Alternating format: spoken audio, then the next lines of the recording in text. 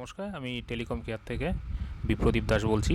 আজকে আমি আপনাদেরকে দেখাবো যে কিভাবে একটি যে কোনো অ্যান্ড্রয়েড মোবাইলে আপনারা ইএমএমসি আইসি, যাকে আমরা মেমোরি আইসি নামেও চিনি, সেটি আপনারা কিভাবে রিবলিং করবেন। প্রথমে রিমুভ করবেন, কিভাবে রিবলিং করবেন, দেন আপনারা কিভাবে সেটাকে বসাবেন। এটা একদম ফ্রেশার্সদের জন্য, যারা নতুন মোবাইল রিপেয়ারিং শিখছেন বা শিখবেন ভাবছেন তাদের জন্য। তা প্রথমে আমি ফ্লাক্স পেস্ট আমি চারিদিকে দিয়ে নিচ্ছি আইসিটি, যে আমাদের ইএমএমসি আইসি রয়েছে। তারপরে আমরা যে আমাদের হট এয়ার গান ইউজ করছি সেটা হচ্ছে, আপনাদেরকে মডেলটা বলে দিচ্ছি, কুইক 857 DW+। আপনারা এই মেশিনটি দিয়ে খুব সহজে যে কোনো কাজ আপনারা খুব ভালোভাবে করতে পারবেন, বিশেষ করে আইসি লেভেলের কাজ। তো এবার আমরা এই কাজটি করার জন্য আমাদেরকে একটি ব্লেড এবং দু রকমের ব্লেড রাখতে হবে, একটি অ্যাঙ্গেল টুইজার রাখতে হবে, এবং যাতে আমরা সেই দিয়ে খুব তাড়াতাড়ি কাজটা করতে পারি। তো প্রথমে আমরা আইসিটাকে তুলে নিলাম ফ্লাক্স পেস্ট দিয়ে, দেন আমরা সেটাকে ভালো করে পরিষ্কার করে নিচ্ছি তুলো দিয়ে এবং ফ্যালকন দিয়ে। ভালো করে পরিষ্কার করে নিতে হবে যাতে কোথাও ফ্যালকন কোনোভাবে যাতে না থাকে। এবং আইসি যখন তুলব তখন আমাদেরকে একটি কথা মাথায় রাখতে হবে, যেন আইসির চারিপাশে যে সিলগুলি করা থাকে স্টিল কভারযুক্ত, সেটা খুব সুন্দর করে আমাদেরকে তুলে নিতে হবে। এবং তোলার সময়ও আমাদেরকে ফলো রাখতে হবে যাতে কোনো রকম বোর্ডের যে ফয়েল লাইন সেটাও কোনো সমস্যা না হয়। এখন আমরা আইসিটিকে রিবলিং করার জন্য প্রথমে একটু পেস্ট দিয়ে নেব, দিয়ে সেটিকে আমরা কি করব, উপরে যে আমাদের যে একটি লেয়ার রয়েছে, পেস্টের যে একটি লেয়ার রয়েছে, সেটাকে আমরা প্রথমে আগে পরিষ্কার করে নেব। আমাদের একটি ব্লেড নিতে হবে, সেই ব্লেডটা দিয়ে আমাদের হট এয়ার গান হ্যান্ডেল ভালোভাবে খুব সুন্দর করে অ্যাঙ্গেল করে ধরে এবং সেটাকে পরিষ্কার করতে হবে, যাতে কোনোভাবে আমাদের রিবলিং করার সময় যেন কোনো উঁচু নিচু ভাব যেন না থাকে। প্রয়োজন পড়লে আমরা আমাদের ডিসোল্ডার উইকও আমরা ইউজ করতে পারি। এখন আমরা যে স্টেনসিল প্লেট দিয়ে আমরা রিবলিং করব রিলাইফের, সেই প্লেটটি খুব সুন্দর করে আমরা পরিষ্কার করে নিয়েছি। যে মানে রিবলিং করার জন্য যে আপনারা যে হোলসগুলো দেখতে পান, সেই হোলসগুলোতে যাতে কোনো রকম নোংরা না থাকে, এটা কিন্তু মাস্ট অফ ইম্পর্টেন্ট আপনাদেরকে মাথায় রাখতে হবে। নাহলে কিন্তু আমাদের কিন্তু এই যে পিপিটি পেস্ট যেটি দিচ্ছি, এটি কিন্তু ঠিকমতো ঢুকবে না। হ্যাঁ, এটা কিন্তু আপনাদেরকে ঠিকমতো কাজ করতে হবে খেয়াল করে। তো আমরা পিপিটি পেস্ট লাগিয়ে নিচ্ছি। পিপিটি পেস্ট আমরা ইউজ করছি রিলাইফের 183°C যে পিপিটি পেস্ট আমরা পাই বাজারে। মোটামুটি এই পিপিটি পেস্টে আপনারা 180 থেকে 170, 75 বা 190 টাকা আপনারা পেয়ে যাবেন। অবশ্যই অরিজিনালটা কিনবেন বাজারে, কারণ এখন তো মার্কেটে অনেক রকম পিপিটি পেস্ট বেরিয়ে গেছে।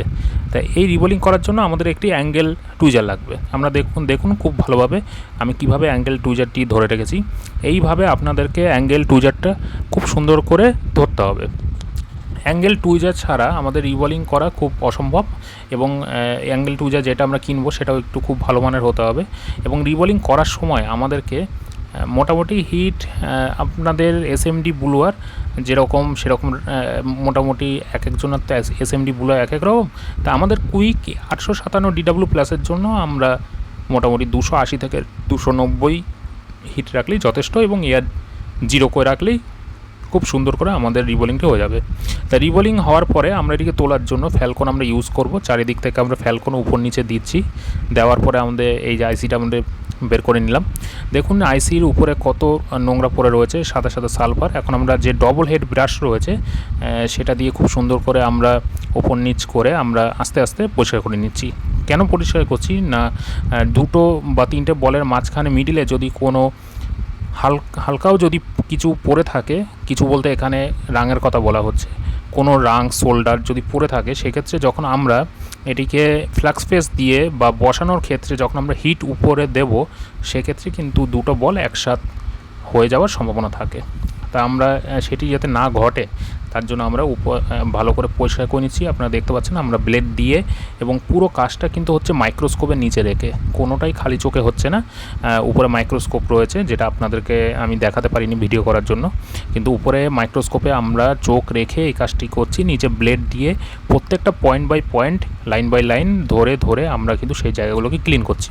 এখন ক্লিন করা হয়ে গেলে যেখানে যেখানে আপনাদের মনে হবে দুটো বা তিনটে বল রেডি হচ্ছে না, সেই বলগুলোকে আবার এই যে আমরা স্টেনসিল প্লেট থেকে তুলে নিলাম, তুলে সেই সব জায়গায় আমরা বলগুলোকে বসিয়ে দিচ্ছি। এখন এই বলগুলিকে আমরা যখন বসাবো অবশ্যই একটি ফ্লাক্স পেস্ট আমরা দিয়ে নেব। দেন আমরা বলটা সেই জায়গাতে আমরা একটুখানি বসিয়ে আমরা উপর দিয়ে মোটামুটি হিট দিলেই 290 রেখে আমরা হিট দিলেই কিন্তু বলটা সেই জায়গাতে ধরে নেবে। এইভাবে আমরা কিন্তু বল মেকিং করে যে যে বলগুলো আমাদের হয়নি সেই বলগুলি আমরা করে নিতে পারি। এর জন্য আলাদা করে আপনাদেরকে আর রিবোলিং করার কোনো প্রয়োজন হয় না যদি অনেকগুলি বল না হয়ে থাকে। এটা কিন্তু আপনাদেরকে দেখতে হবে এবং রিবোলিং করার সময় অবশ্যই চেষ্টা করতে হবে একবারে রিবোলিংটা করে নেওয়া, কারণ দুবার বা তিনবার করলে সেক্ষেত্রে আইসিটা নষ্ট হয়ে যাওয়ার সম্ভাবনা থাকে। তা আমরা যেভাবে কাজ করছি এতে কাজটা যখন হয়ে গেছে আমাদের, যখন লাগিয়েছিলাম সেক্ষেত্রে আমাদের কোনো প্রবলেম হয়নি আইসির, কিন্তু এর যে প্রোগ্রামিং সেটা বুট কিন্তু নিচ্ছিল না, স্টাক হয়ে গেছিলো। অর্থাৎ আইসি হেলথ ঠিক আছে, কিন্তু যে প্রোগ্রামিংটা সেটা নষ্ট হয়ে গেছিলো। তা আমাদেরকে অবশ্যই আইসি রিবোলিং করার পরে প্রোগ্রামিং করেই সেটটিকে রান করা দরকার, নাহলে কিন্তু সেটটি বেশিরভাগ ক্ষেত্রে ডেড অবস্থাতেই থাকে, এটা আমাদেরকে মনে রাখতে হবে।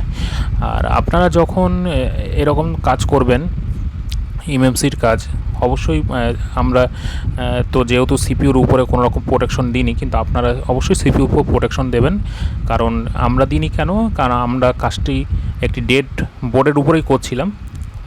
ফোনটি আমাদের এক স্টুডেন্টস নিয়ে এসেছিলো, সে বলেছিল স্যার এটি আমার তো ডেড, তাই এই ফোনটা দিয়েই এমএমসি আইসিটা তুলে এটা দিয়ে রিবোলিং করে দেখান, যেহেতু মোবাইলটি ফ্রেশ হিট হয়েছে মোটামুটি। তা সেক্ষেত্রে ফোনটি আমি সাহস নিয়ে করেছি, যেহেতু ডেড রিক্স স্টুডেন্টস এসে নিজেই দিয়েছে। নিজেও ভেবেছি যদি অন হয়ে যায় কোনো মতো এমএমসি যদি কোনো সমস্যা থাকে তাতে রিবোলিং করলে অনেক সময় হয়ে যায় কিছু কিছু সেট, সেটা 100% না হলেও 100%-এর মধ্যে 9 to 10% তো কিছু ফোন অন হয়েই যায়, বাকি 80% তো সেট অন হয় না, অবশ্যই প্রোগ্রামিং করতে হয়। তা আমরা সুন্দর করে আমরা রিবোলিং করে আমরা এমএমসির যে বর্ডার, মাদার বোর্ডের উপরে লেয়ার, সেটা দেখে খুব সুন্দর করে আমরা বসিয়ে বসানোর সময় আমরা মোটামুটি এসএমডি মেশিনে আমরা হিট রেখেছি 300 থেকে 350 ডিগ্রি।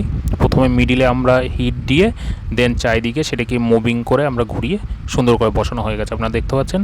এখন আমরা এটিকে পরিষ্কার করার জন্য একটি তুলো নিয়েছি, ডবল হেডের তুলো, সেটি দিয়ে আমরা সুন্দর করে চারিদিকে পরিষ্কার করছি যাতে কোনো মতে শর্ট সার্কিট না হয়ে যায় বা কোনো রকম কোনো বল যেন চারিদিকে কোনো ক্যাপাসিটি মাঝখানে ঢুকে যাতে শর্ট না হয়ে যায়। খুব সুন্দরভাবে পরিষ্কার করছি এবং অবশ্যই আই থেরাপির মাধ্যমে পরিষ্কারটা করতে হবে, কারণ আমরা মাইক্রোস্কোপের নিচে রেখে কাজটি করব, তাহলে খুব সুন্দরভাবে কাজটি হবে। আমরা দেখতে পারবো যে কোথায় কোথায় আমাদের ধূলিকণা জমে রয়েছে, কারণ ধূলিকণা এবং ফরেন পার্টিকেলসের মধ্যেও কিন্তু আমাদের থেকেও কিন্তু কারেন্ট ফ্লো করে, সেক্ষেত্রে আমাদের লিকেজ শর্ট হওয়ার সম্ভাবনা থাকতে পারে।